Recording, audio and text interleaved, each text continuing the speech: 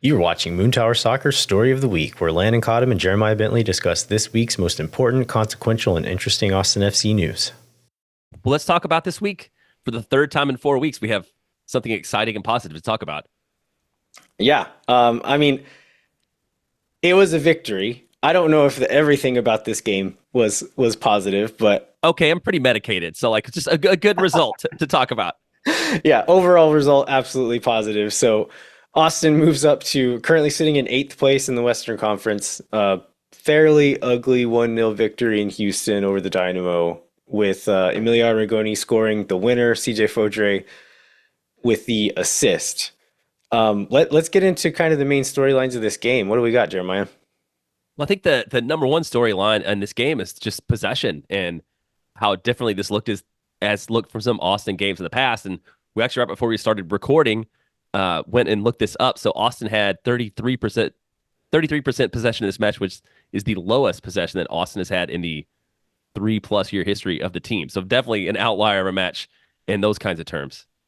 Yeah, that's pretty impressive. I think looking at like why that happened and how that happened, I think partially it's just like Houston has done that. I think Houston is one of the highest possession teams in the league this year. And so, again, we talked a few weeks back about like bunkering versus getting pinned down. I think this is a little bit of one of like letting Houston have the ball in certain parts of the game, but a lot of it was just Houston's really good at keeping the ball. They look really good in the first two thirds of the field. Where they've struggled is in the final third. They have fewer goals scored than Austin does on the season, even though their spot in the table has been higher throughout the whole season. So yeah, this is just a game that like Houston has played many times and over has been able to eke it out and get the result. And this week the luck didn't break their way, and then it did break Austin's way. So I think that really was the difference. I think Austin deserves some credit for staying in the game, especially late on. If you look at the way they set up defensively, it was kind of like a 4-2-3-1 defensive shape, with Rubio really the only one pressing super high, and then Driussi would follow a center back there, but it was often dropping in and kind of man marking Carrasquilla or Artur, whoever was the deepest guy there.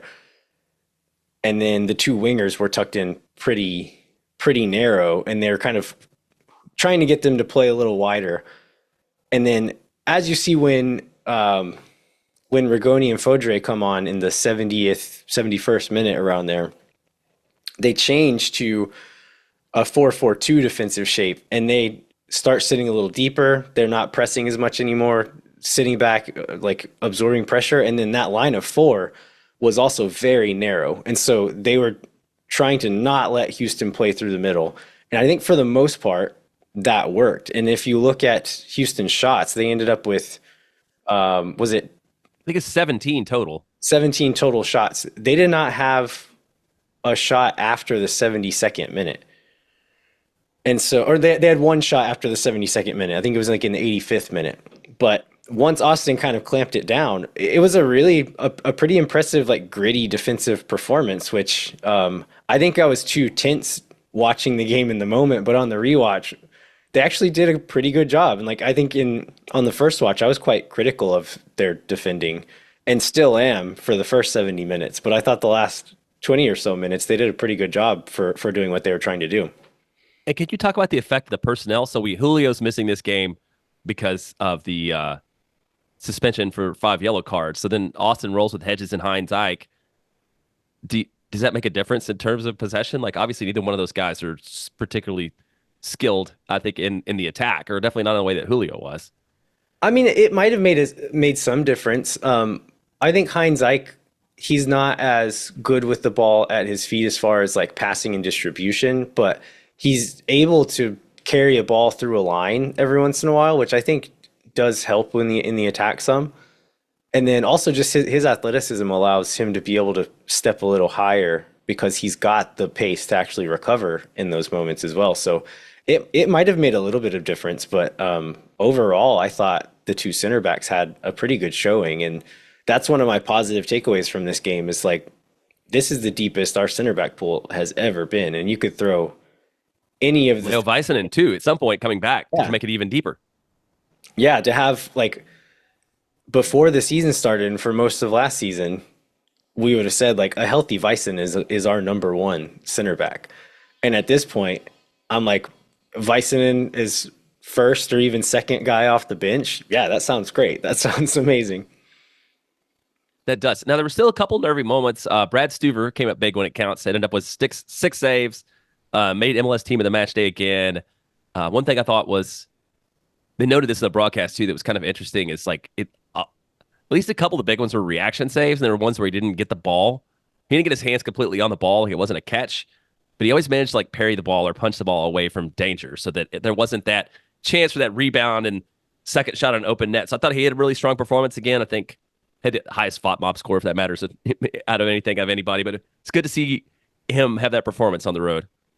Yeah, again, and he's had a few shaky moments this year as well, where he's spilled balls in dangerous areas, and I thought, yeah, overall, like a really solid performance from him, and then also being a bit more ready to play the ball long when Houston was pressing up high, and I thought the last couple of games his distribution has been quite good, and being able to like actually pick out guys wide and things like that, and in moments in the past where he's had some rough games. So hopefully that trend can continue. Well, I feel like Houston wasn't pressing quite as high as St. Louis, right? I feel like there was. I don't remember him seeing those like him dribbling the ball around the back and terrifying me 1v1 against like the number 9, like he does against St. Louis seemingly every time. So He that was did. He did was a relief once. too. There was a little Did he? split pass to Danny Pereira in the box with like two guys coming at him pretty hard, and he slips a little reverse pass to Danny Pereira, who's like 3 feet away from a defender or something like that. So that was the most nervy moment. But for the most part, as less so with him being pressured when our back line was moving, trying to play out of the back, and as they realized, like, okay, this isn't going to work, Stuver was often there, like would float wide, ready to receive, and as soon as he receives, he would launch it long. And so I'm completely fine with that. And I think a thing like that Stuver's a little bit underrated at is his positioning like away from the goal in those moments, like making himself available for a pass, coming off his line and winning a ball as kind of a sweeper keeper sometimes. I think he's gotten into some tricky scenarios for that, but he also was able to claim a few balls last night because he was quick to come off his line, and a ball that would have gone out for a corner would have been a defender with their back to the line with pressure on him, and he comes off quickly and is able to get there and capture it. Yeah, and when we get into the goals, when we get to the goal, the one, I think we can talk about his playing the ball too, because that was a factor in it. But I think the third biggest note that we have to talk about is the subs making a difference, particularly one guy that people thought they might not ever want to see play again, Emiliano Rigoni, and one guy that people have been begging for, CJ Foder, both come on and both make a difference pretty quickly in their appearance. Yeah, like they came on 71st minute or so. Rigoni had some bright moments, some still pretty frustrating moments for me as well. There's one moment where I think Rubio or somebody has the ball wide on the right side, and there's space for an overlap, and Rigoni is coming up that sideline, and he's just kind of like jogging up the sideline into his spot, and they switch it and go the other way.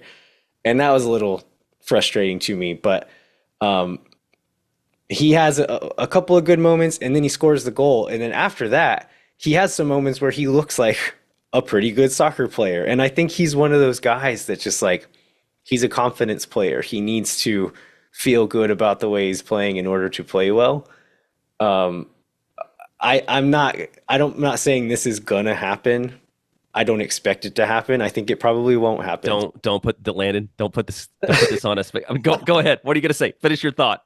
That like maybe if he does get a little bit of confidence, he could be a somewhat useful player for the rest of this season. Like I I do not I have zero hope of him ever being worthy of a designated player spot and all the money that they're paying him. But if he can just be like, and I'm still not saying if they can or are willing to buy him out, I think they should. But if they're not going to do that, if he can just be a serviceable player for the rest of this season, that will be more than what we've gotten from him this season so far. So, and then maybe if even if he does do that, maybe that we can find a place to move him. Maybe his stock will rise and someone else will want him. Yeah, maybe. And I think we'll find out pretty soon because Austin has 6 games in the month of May, including several multi game weeks. So like Austin's going to need production out of him and out of CJ too in order to just sort of stay above water. Yeah, I think CJ's got a good opportunity here with all those games. Not knowing how long Owen's going to be out either, that opens up more time on the wing. But in this game, I thought CJ had some bright moments. I think there's still a couple of moments, and I've said this. I don't remember if I've said this on air before, but I've said it at Austin FC 2 games where CJ will often receive the ball wide and rely almost exclusively on his athleticism to beat MLS Next Pro defenders.